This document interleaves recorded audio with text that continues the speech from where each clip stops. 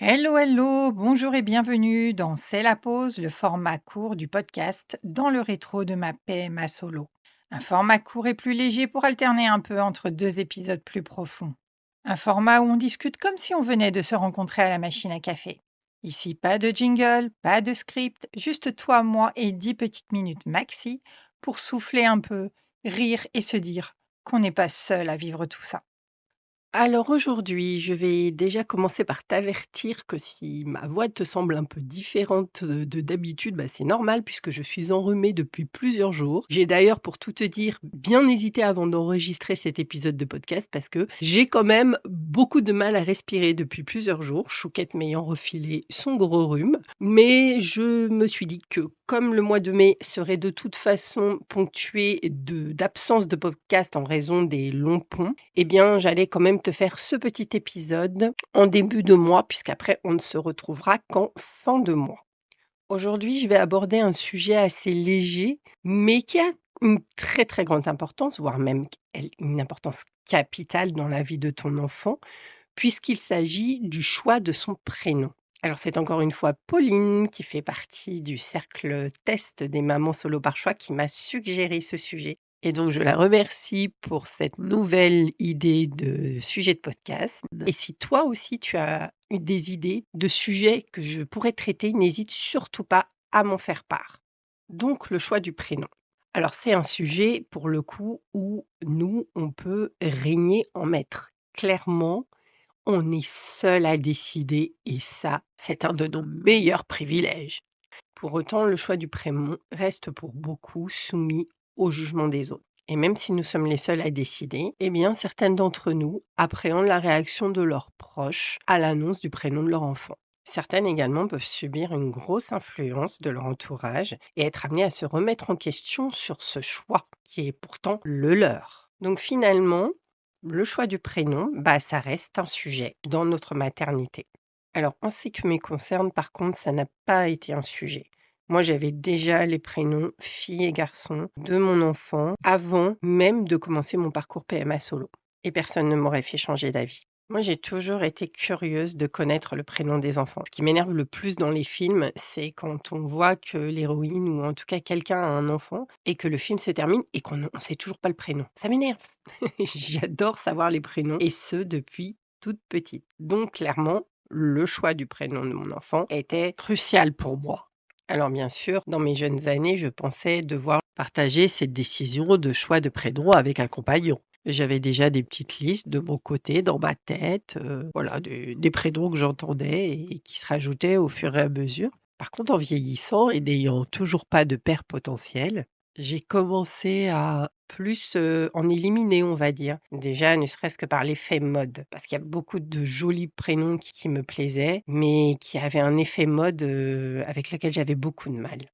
Moi, je suis née dans les années 70. On était à la grande époque des Stéphanie pour les petites filles, hein, et clairement, j'avais au moins 4 à 5 copines qui s'appelaient Stéphanie et d'ailleurs je salue toutes mes amies Stéphanie, elles se reconnaîtront et moi ça c'est un truc, j'avais beaucoup de mal avec ça. Alors moi, j'ai de la chance, mes parents ont décidé de m'appeler Nadège, qui est en effet un prénom que l'on va retrouver dans ma tranche d'âge, mais qui n'est pas un prénom qui s'est avéré courant. En effet, j'ai dû attendre ma classe de terminale où nous étions que 18 élèves, donc la classe, je pense, la moins peuplée que j'ai pu faire, pour qu'il y ait 2 Nadège dans la même classe. Donc clairement, pas un prénom courant et j'étais plutôt contente d'avoir un prénom qu'on n'entendait pas à tout bout de champ et notamment dans la cour de récré où, par exemple, quand on criait Stéphanie, bah, il y en avait, 10 qui se retournaient.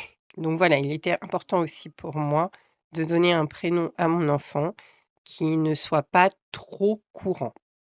Donc j'ai bien épuré ma liste au fur et à mesure des années qui passaient. Et puis à l'été 2015, alors que l'idée de la maternité solo progressait de plus en plus rapidement dans ma tête, j'étais sur une plage avec ma meilleure amie venue me rendre visite à Bordeaux et j'ai entendu un prénom, un papa qui appelait sa petite fille. Et ce prénom, alors que je discutais avec mon ami, hein, il n'y avait pas de raison particulière que je l'entende plus qu'un autre prénom. Et pourtant, il est venu, mais comment dire, comme la boule de bowling qui vient renverser la quille. Il est venu me percuté de plein fouet. Pourquoi ce prénom-là plus qu'un autre? Je ne sais pas. Certainement parce qu'il était prédestiné et que c'était un prénom de petite fille que je n'avais jamais entendu et qui m'a séduite dans la seconde où je l'ai entendu. J'ai d'ailleurs tout de suite arrêté la conversation avec mon ami et je lui ai dit: «Est-ce que tu as entendu ce prénom? Écoute bien ce prénom». Et bon, ça devait être un signe. Le papa était en train de le répéter pour la troisième fois. Il y avait des signes, hein.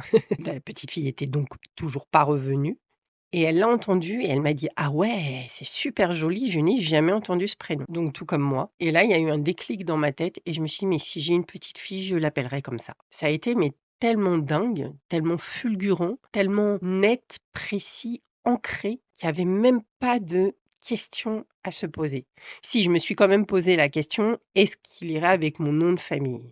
Puisque ça fait partie des critères de choix, mais ça, je t'en reparle après et il se trouve que oui, il allait mais parfaitement, il glissait avec ce nom de famille que j'ai et qui n'est pas un nom de famille court et a une consonance un peu rude, donc c'était un petit peu compliqué et je savais de toute façon que mon enfant devrait s'appeler avec un prénom court et doux pour apaiser un petit peu cet effet claquant là de mon nom de famille.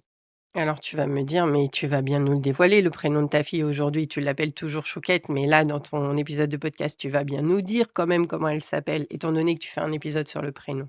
Alors oui, je vais te le dire, je vais te le donner ce prénom, même si pour les habitués, vous le savez, je l'ai déjà fait dans l'épisode 3 au moment où je raconte la naissance de ma Chouquette. Mais justement parce que ça reste un prénom qui est toujours rare, elle est encore la seule à s'appeler comme ça dans son école pour l'instant. Alors évidemment, je me doute que ça viendra parce que je commence à le voir dans les listes de prénoms rares. Mais vraiment, jusqu'à maintenant, j'avais vu quelques dérivés, mais pas son prénom à elle. Même si nous en avons déjà rencontré d'autres, mais à des âges différents, dont une adulte d'ailleurs. Donc attention au roulement de tambour. Ma fille, ma petite Chouquette, s'appelle Isée et je l'écris Y-S-E-E.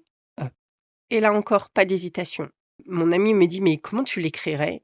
Et tout de suite, je lui ai dit: «Mais Y-S-E-E». Il y avait pas à tergiverser, ça venait de s'écrire devant moi et j'ai pris ça pour un signe également dans le choix de ma maternité. Sachant que j'étais encore en cours de réflexion, hein. La PMA n'était pas encore venue s'imposer dans mon esprit.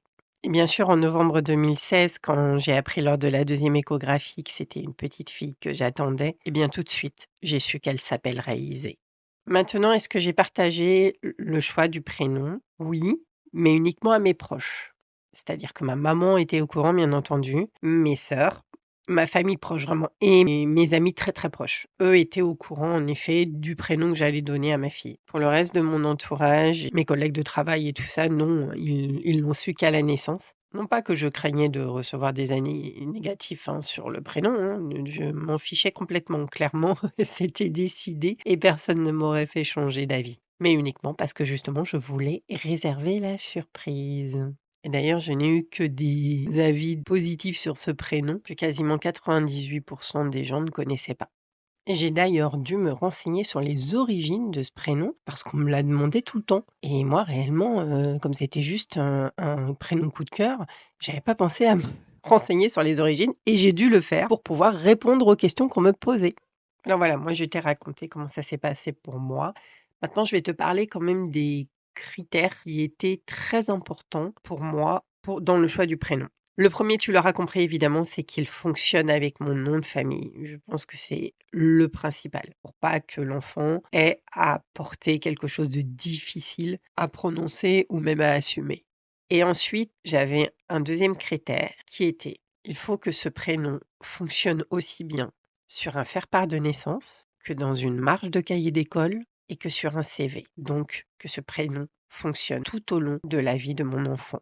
Enfin, le dernier critère, mais ça, je t'en ai déjà parlé, c'était que le prénom ne soit pas très courant pour éviter que mon enfant se retrouve avec 2 ou 3 enfants qui aient le même prénom dans sa classe. Ce sont mes critères personnels, hein, on est bien d'accord. Mais si ça peut t'aider, toi, dans le choix de ton prénom, notamment le fait que le prénom aille sur ces 3 moments de sa vie qui sont importants. Parce que j'ai vu des jolis prénoms naître autour de moi, durant toutes ces années, mais j'avais un peu de mal à projeter ces enfants fille ou garçon d'ailleurs, hein, dans un monde d'adulte, ce prénom d'enfant dans un monde d'adulte. Encore une fois, de par mes propres critères, hein, et puis de par ce que je ressens moi, je ne porte aucun jugement sur les prénoms. Mais moi, j'avais un peu de mal dans la projection adulte. Et il était essentiel pour moi que le prénom de mon enfant puisse se projeter dans cette vie d'adulte, puisque c'est quand même dans cette phase-là qu'il passera le plus de temps. Maintenant, si toi aujourd'hui, tu n'es pas aussi, décidé dans ton choix de prénom, ou alors si tu as choisi un prénom, mais que tu as peur de la réaction de ton entourage, dis-toi bien une chose, c'est que tu as choisi ta maternité, tu choisis le prénom de ton enfant. Tu le fais en toute conscience, de façon à ce qu'il lui convienne toute sa vie. Il y aura toujours des gens qui diront des choses, qui émettront des avis, voire des jugements. Et ça commencera en effet dès le choix du prénom. Mais si dès ce moment-là, tu t'imposes et tu ne te laisses pas influencer par les avis extérieurs, ça montrera que tu es parfaitement capable d'assumer et de choisir le prénom de ton enfant et que tu es également capable d'assumer cette maternité que tu as choisie. Donc, si pour toi c'est ce prénom-là et pas un autre, suis ton instinct, suis tes envies et impose-toi. Parce que de toute façon, tu auras à le faire, crois-moi, tout au long des années qui suivront pour l'éducation de ton enfant. Parfois, juste quelques heures après la naissance de ton enfant, tu reçois une tonne de conseils non sollicités. Donc, il faut te préparer à imposer tes choix avec douceur et fermeté. Pas besoin de rentrer dans le conflit. Et pour cela, l'annonce de ton choix de prénom pour ton enfant est une excellente préparation de terrain. Voilà, cet épisode est maintenant terminé. J'espère qu'il t'aura quand même été agréable de l'écouter malgré mon nez bouché. En tout cas, si c'est le cas, n'hésite pas à m'envoyer un petit message sur Insta pour me dire ce que tu en as pensé. N'hésite pas également à me raconter l'histoire du choix du prénom de ton enfant et de son annonce à ton entourage. Enfin, n'hésite pas à lui mettre une note de 5 étoiles sur Spotify ou Apple Podcast et bien sûr à le partager de façon à ce qu'il arrive aux oreilles de toutes celles qui ont besoin de l'entendre. Et comme je te l'ai annoncé en début d'épisode, il n'y aura pas d'épisode la semaine prochaine ni la semaine d'après. On va se retrouver fin mai pour un épisode un peu spécial. Alors déjà, ce sera le grand retour de Dans le rétro de ma PMA solo et j'aurai à cette occasion une invitée surprise. Alors surtout, si ce n'est déjà fait, abonne-toi pour être sûr d'être averti des prochains épisodes. Sur ce, tu peux reprendre une activité normale. À bientôt. Bye bye.